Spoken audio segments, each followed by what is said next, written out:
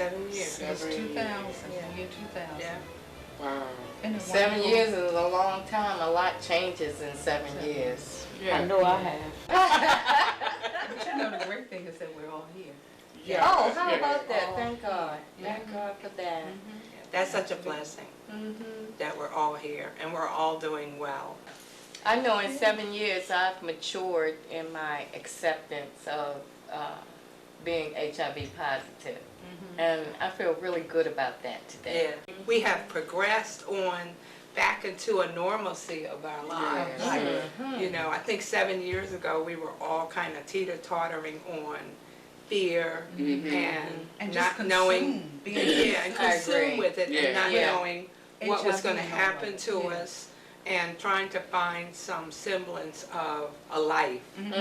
My name is May Gore, and I'm here today to introduce the third video with Sisters Alive. Our first video was in 2000. At that time, it was 6 ladies who agreed to come together and talk about living with HIV. One day after Denise Waddy was interviewed, she made her transition. And today, it's 5 of these women still standing tall, talking about living with HIV and AIDS. The difference in the videos that I participated in before on HIV and AIDS, the first one in 2000 and the second one in 2007, is first of all, I'm older. I'm 64 years old. I was initially diagnosed when I was 39 years old. And my health has changed.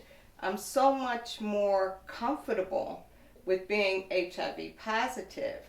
However, I'm also so much more aware of how to take care of myself today, how to exercise self-care. I don't always think that everything is HIV related. However, I take all the necessary precautions to be well. The health challenges for me today that were not present in the last video in 2007. Now in 2021, the focus on HIV and AIDS does not seem to be as strong, as focused. For example, in 2007, I had a GYN doctor that only saw women that were HIV positive, because the way HIV shows up in women's health care can be different for someone that is not HIV positive. And because of the advancement in medications and treatment, it seems that the focus has lessened on the health care for women that are HIV positive. I would say today in 2021, as opposed to the previous videos that I participated in 2007 and in 2000, for women to have a mindset of protection, education is still ever so important. And it is more incumbent upon women to seek out their own knowledge today. Because in 2000, there were many HIV support groups. There were many more avenues available to get information on prevention and education about HIV. And so in 2021, because that is not as prevalent, it's incumbent upon women to demonstrate their own self-care, to take responsibility for their own health care, to get tested, to have safe practices. It is incumbent upon women today in 2021 to practice being responsible for their own health care.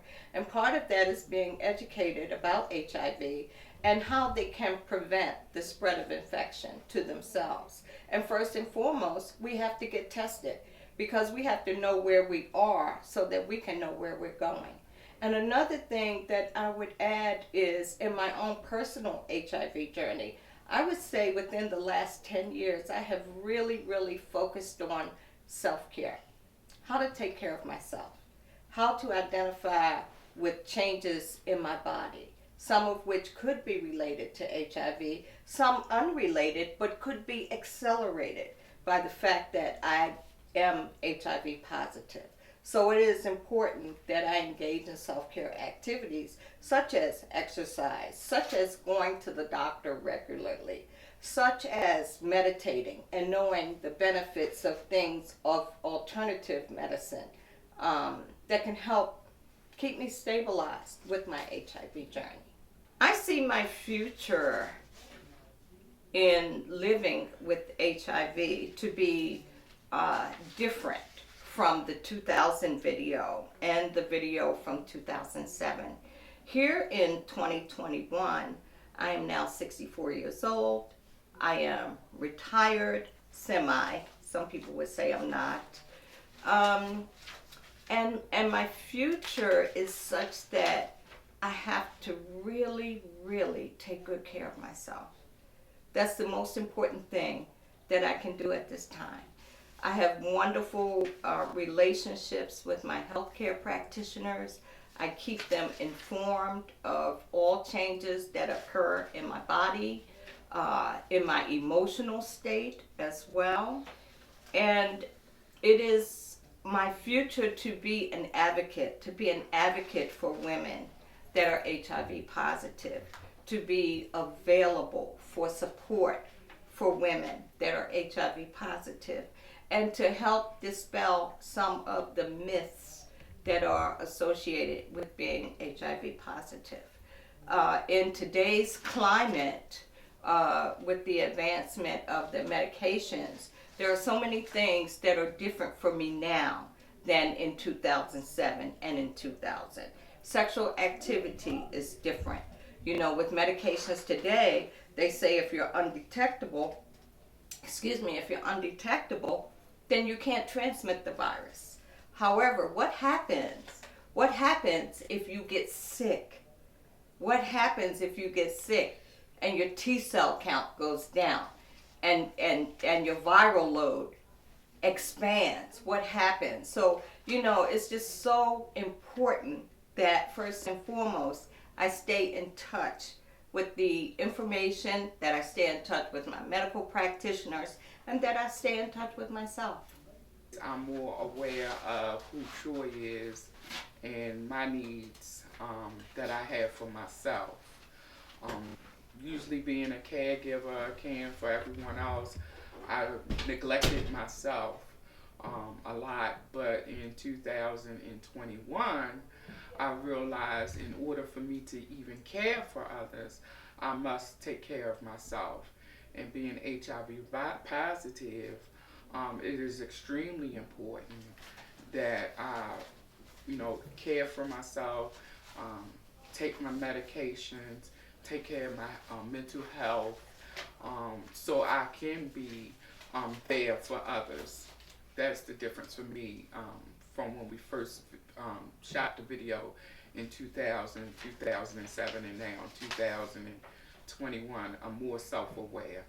In 2000, for the faith community, it was more churches willing to do more education. Still the stigma was around. 2007, you still had the education, maybe less stigma in the church, especially in the church that I belong to. I was comfortable. For me in 2021, I don't see the church being as active in the HIV community with education, testing, as it was back then. So I think now the church has to come back and come more involved in the HIV community again, so that we can reach people not just of the community, but all people. Because for some reason, I think the faith community is not, because they have opened their arms to people with HIV, the stigma may not be there.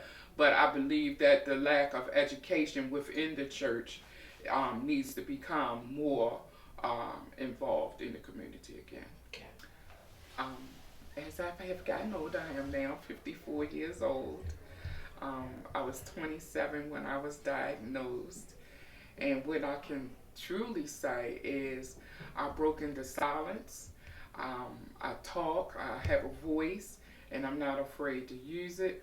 But also there are body changes that at first I would always associate it with being HIV positive. So again, that fear would come. For me, being HIV positive, I became comfortable, but it seemed like every time I would become comfortable, something else was changing in my body, which made me go back to wondering, is this HIV or is this me aging? So again, there's another level of becoming comfortable within myself all over again. It's becoming older and not associating everything with HIV, but not ignoring that it could be HIV related as well. I don't know if I would have anything different to say, but I would want to encourage the women with HIV, live your life to the fullest. Don't take for granted anything. Just live your life to the fullest. Don't be afraid to dream. Don't be afraid to use your voice. I think we need, as women, need to empower ourselves, but to empower one another. And being HIV positive is not a death sentence, but it's a wake-up call that we need to stay into care, be connected, ask the questions that you need to ask, so that way you can be empowered to take care of yourself. So that, I think that would be my message this time, is to care for yourself, because if you're not able to care for yourself, you're not able to care for anyone else properly. In 5 years, I look forward to celebrating, getting ready to be 60 in 5 years. I also look forward to the healthcare system to improve, even more further advancement in the HIV care. I also look forward to raising more awareness again in the church and in the faith community about HIV and AIDS, and hopefully being able to help those that have been silent to break the silence. The first video in 2000, I would consider myself pretty much a novice. I was learning about HIV and the different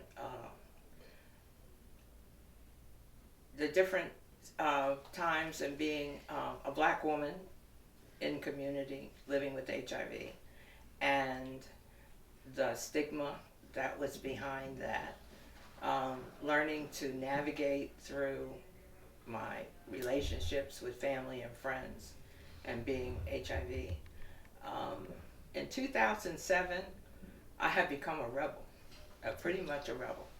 I had gotten myself involved in a lot of activism and a lot of community organizations, and been out there on the front lines talking and teaching and being involved in getting better treatment and getting people information about HIV. In 2021, I'm still an activist, but I have a history behind that because I'm 75 years old now. In 2007, I was, 68? 58? I can't add very well. But anyway, I was younger. Now I'm 75, soon to be 76. And although I'm an activist, still, I'm kind of mellow. And I'm trying to live my life into the future of being an aging black HIV positive woman. From 2009, which was 2 years after we did the 2007 video, I had both my shoulders replaced because of the necrosis that I talked about in the second video. I've had pneumonia 5 times in 2019, I had a heart attack, and I've had angioplasty, which means I have a stent in one of my valves. And each time it has brought me to think about the fact that I'm HIV positive and to be very aware of what kind of treatment I've been involved in, how the medical profession treated me, and how I could protect myself going through those illnesses. I have COPD because I was a smoker for a long time, and so now I have inhalers. A lot of things that happen to you when you're aging, you kind of put HIV on the shelf, particularly if your HIV is stable, if you're undetectable. You see your doctor regularly, you take your meds. The comorbidities with aging tend to take over, and that's where you concentrate, because in the long run, the HIV is accelerating the comorbidities, so you have to stay on top of them. I am a co-founder of a commission through the Baltimore City Health Department that is studying how older, what we call long-term survivors, which are older women living with HIV, what our needs are, what our attitudes are about living with HIV, how we see ourselves, how we see our future. HIV is not a death sentence. We've been saying that for a long time, and it has become true because we are the first generation of long-term survivors. There's nobody before us. So we're in uncharted territory. This is all new.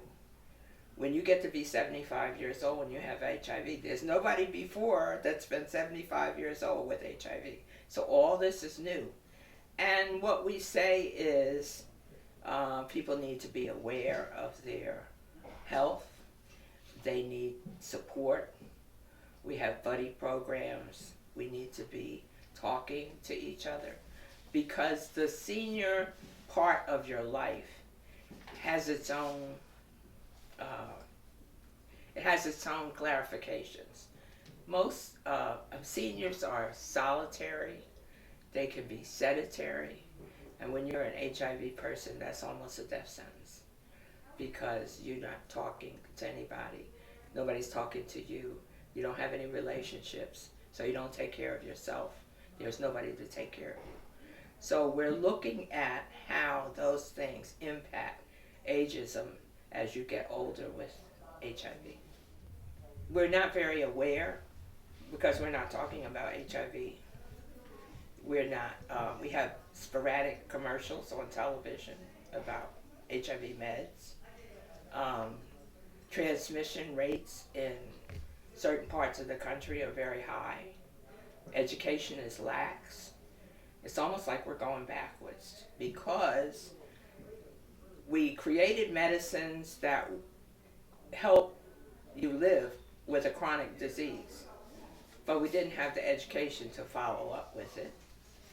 And a lot of this country is very rural, and the social determinants of health are very clear about which populations get information and which don't, and which get medical treatment and which don't. And HIV now is on a track of how we can end HIV by 2030. It ain't happening. We're always going to have HIV because we don't teach it right. We don't talk about it enough. When we get to a point of a level of comfort, it goes away. Not only publicly, but also in our churches. In the year 2000 and in year 2007, we were in a panic. We're not in a panic anymore. You know, you can get HIV and you have a med to give them. But the education is not there. The prevention is not there. We have not instilled in the children that they are not invincible, that they can get HIV at the drop of a hat if they are not careful, if they don't have the education. the resources are not there. In Baltimore City, there were 10,000 programs talking about HIV and prevention. Now, there are very few. HIV has changed in that treatment and prevention have become one. So that has lessened the education. The doctors are not teaching. They're just treating. I still teach. I still belong to organizations that are evolving with HIV. We are still pushing for money. We're still working within the United States Council on HIV and the advisory committee to keep the word. We're still pushing for recognition that this is and could be just as bad as COVID is now. It only takes a blink of an eye, and we're off and running again. So I'm still out there talking. I talk to my clients because I'm not afraid to disclose that I'm HIV to strangers. And I can stripe up a conversation in a minute that goes in that direction. There's youth groups that talk about HIV. There's the Commission on Aging, Long-Term Survivor Commission, that talks about aging and HIV, and we go into the nursing homes and the senior centers. But they're sporadic. They're not as abundant as they used to be. Okay. Well, first of all, I'd have to say that what's different is I'm older. I'll be 78 years old. I am 78 years old. And there's been a lot of challenges to come my way. So, for example, since 2007, I've had a stroke that has led to a lot of other things at the same time, because there have been a lot of things to come to bear since I've had the stroke. For example, there have been a lot of falls. There has been osteoporosis. There's been spinal stenosis. There's been renal failure that I hadn't had in 2000 or 2007. As a result of that, I have had to move. I'm located now in Fort Washington, whereas my family is in Baltimore. And as a result of that, I have become isolated, if you will. And it's caused me to reach out in a different kind of way, which is not to reach out at all, really. You know, I'm pretty isolated and to myself. That has caused me to think about moving back to Baltimore. I've been in Fort Washington now for about 2.5 years, and I have not made any friends. I don't have any support there except for my son and his wife. So there's really no reason for me to be there. And I'm thinking seriously about moving back to Baltimore. One thing that has happened since 2000 is that the meds have changed. And now, instead of taking 4 or 5 medications, HIV medications, I take 1, just down to 1. In terms of how it affected me personally, the falls have resulted in my having many visits to the rehabilitation centers. I've been in every rehabilitation centers in Baltimore, and one in Fort Washington, Waldorf, Maryland. And that has changed my whole outlook, if you will, to HIV.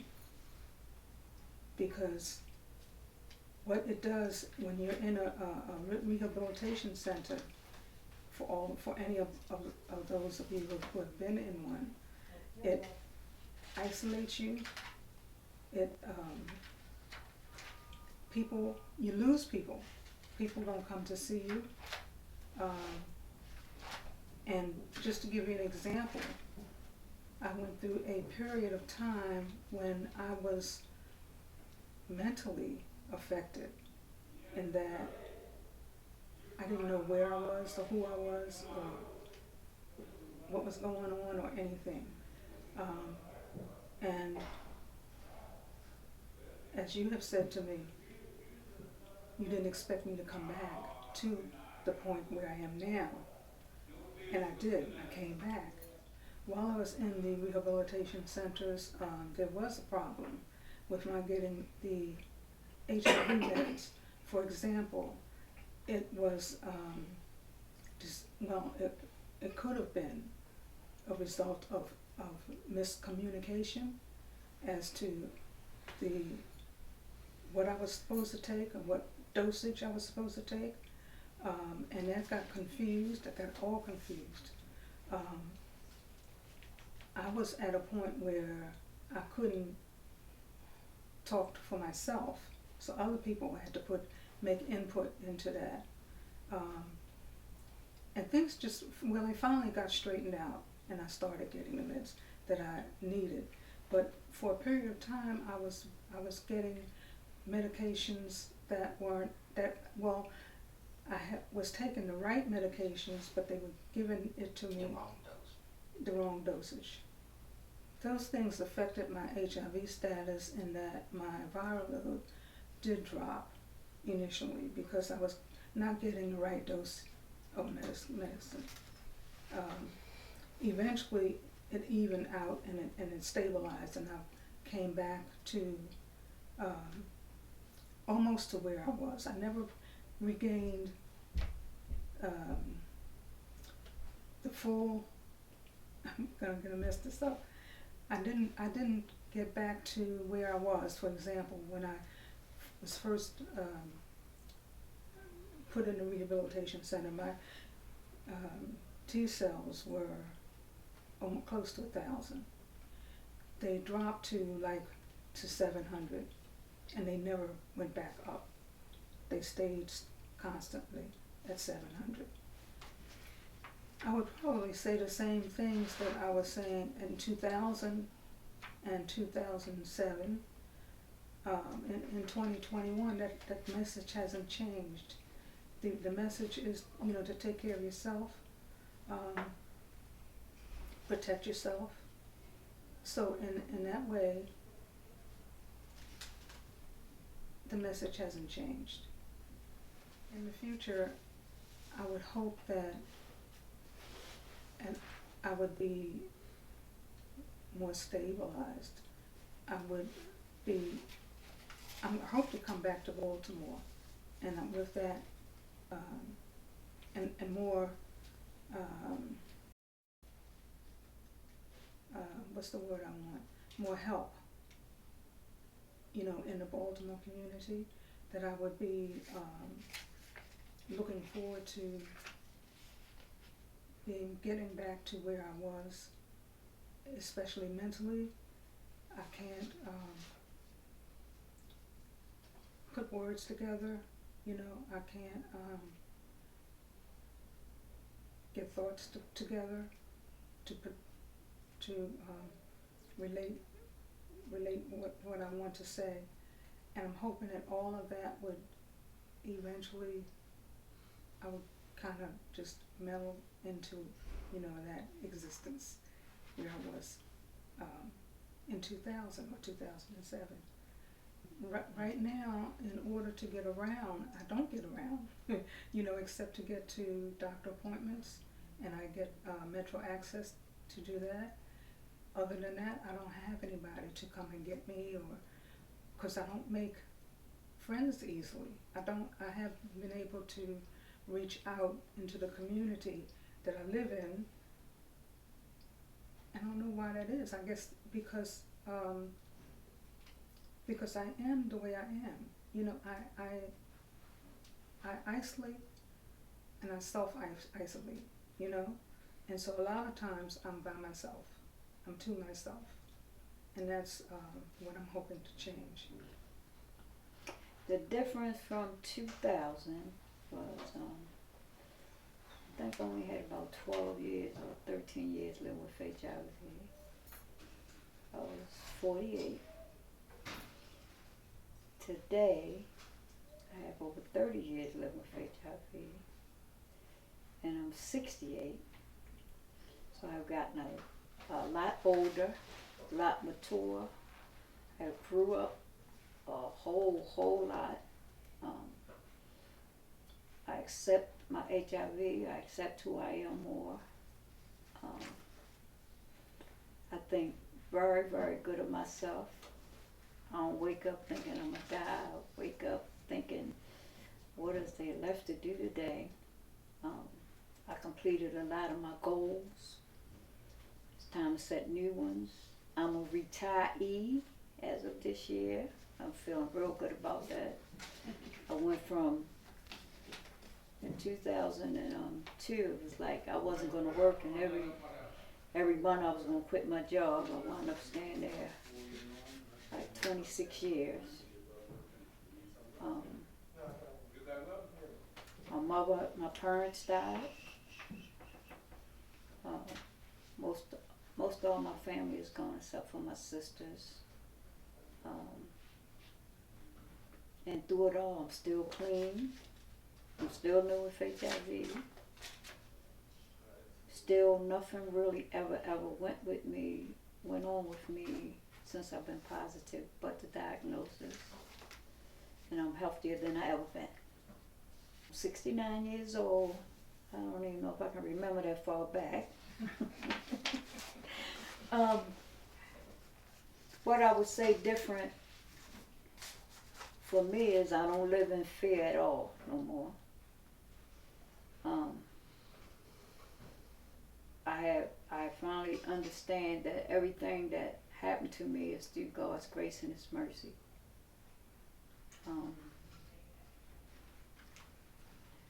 I think that I remember when I was diagnosed, they said I had to change. I would still say you have to change. I had to change my lifestyle. I had to change my living habits. I mean, as far as what I eat, what I do. I had to make more positive choices. Most of all, I still say you have to accept who you are. That was one of the biggest challenges I had to do, was accept who I am. Learn how to love me. Know that I'm the most important person.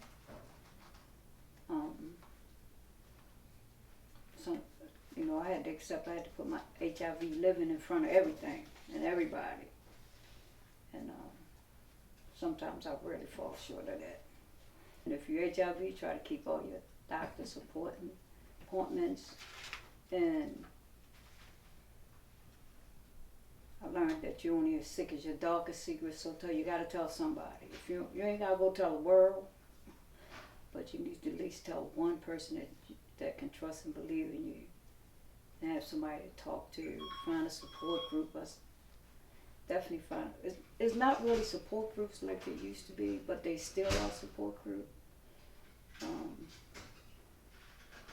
I guess the biggest thing, keep it short, just let somebody know who you are, what you're thinking at all times. The stigma, I believe, is going to always be there, but it's just so much other stuff now. COVID-19, that caused a lot of people to shut down, be isolated, learn, spend more time with themselves. So like more talking about that than HIV now. It's like all the fears back, people scared. they so scared of being around people that got COVID. I don't even think they think about HIV as much, because you hear less about HIV. I know for a fact that having HIV have changed my whole life in a more positive way than it ever have been. Through HIV, I have been able to see the world. I remember my first trip to Africa because I was HIV. I remember my first trip to Paris because I was HIV. My first trip to Vancouver because I was HIV. Meeting people all over the world that was just like me. Spending time with people just like me, not judgmental, just was happy to meet somebody else just like them. It put a whole impact and a different lifestyle my whole life. HIV also helped me in my recovery. It helped me to stay clean a day at a time. I remember when I first found out I was positive. I thought I was going to die from drug addiction. I later learned on that a drug addiction would have killed me just as fast as HIV, but it helped me, become more serious about my recovery. 33 years later in recovery. It helped me as far as a job. I am a multipreneur, then I was a hustler, and I wasn't going to never stop hustling and get an 8-hour job. And HIV helped me get my job. I got my job specifically because I was HIV positive, and I knew the streets. And 26 years later, from me being HIV positive, getting that job, I become a retiree. And so yes, to that question, yes, it changed my whole life. They were a trip to a World AIDS Conference. The first time I was able to go was because they wanted me to speak about being a long-term survivor. It was like I had to tell my story for about 10 minutes and about living with HIV, which helped me grow the most. I remember from the first trip, made like the centerfold, like Playboy book, and they had a centerfold. I was in the centerfold of the book. They had papers that run through about all the speakers there, and I was like in the centerfold of just speaking, talking about living with HIV. I would hope that if it just touched one person to hear this video and to know that just because you HIV, you're still a woman, you're still a girl, you're still a teenager, you're still who you are.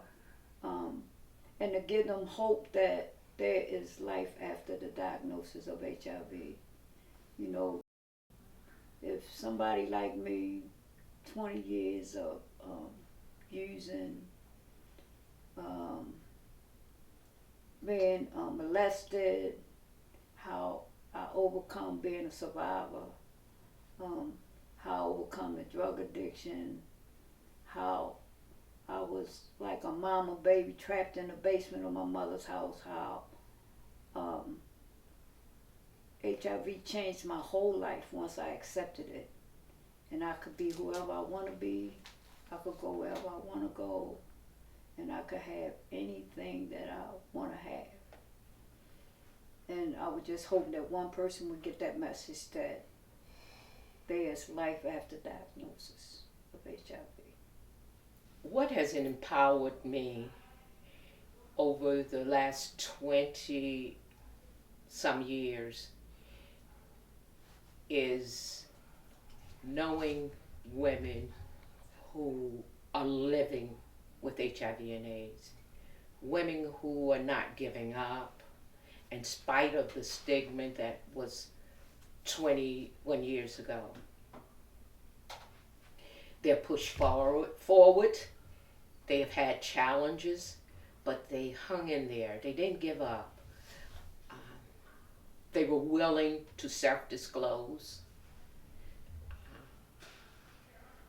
whatever shame that some people saw, they pushed past that. And that's encouraging to me. That gave me strength to get to know these women that are loving, kind, considerate, accepting of me.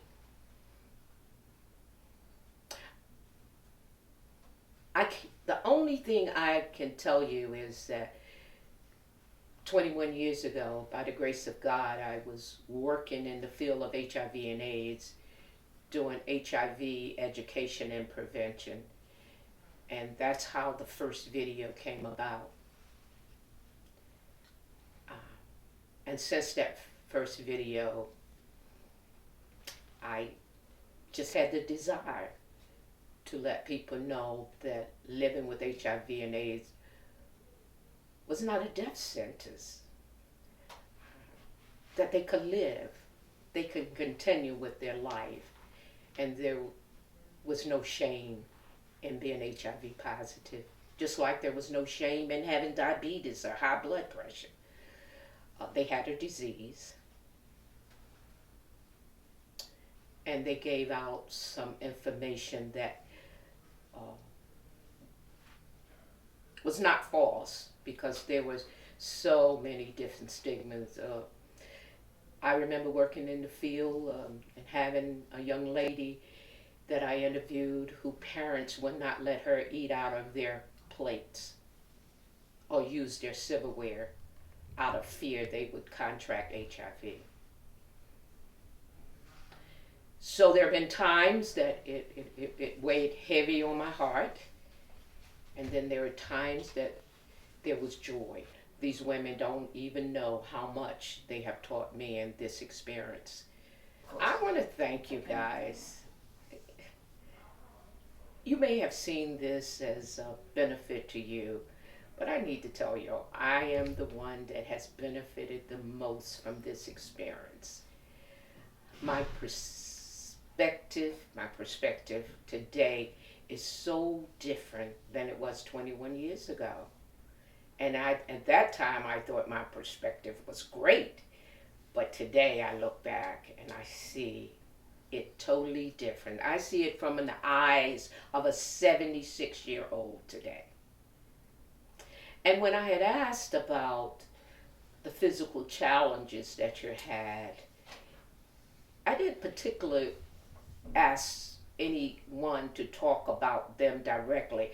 What I was looking for was for people to see that y'all had challenges and y'all came out looking great. That's all. That there are people that living with HIV today that are having challenges, physical challenges, and they are afraid. But you guys have had them, all 5 of you, and you come out on the other side looking like new money. And that's what I wanted women to see. Just because you had a stroke or just because you had a heart attack doesn't mean you can't get, today, just because you have COVID-19 don't mean that you won't live and get up and keep going. HIV is not a death sentence. Some people have benefited more from having HIV than anything else. And my friend Bert has got to travel the world because she had HIV. She got to stop being a hustler on the street and have her own business. That's who she is. My friend Sybil has got to retire from the United States government after 50 years. That's a little exaggeration. And my friend Marilyn has got up from the deathbed and is now my miracle friend. And my friend Stephanie does her own business. She's older than me, y'all. No, she's not. And she has her own business. She lived with HIV and AIDS. That's not who she is, none of these ways. And Troy, my friend Troy is a minister in the church. 2 grandchildren that she's raising. So these women They're magnificent. Thank you.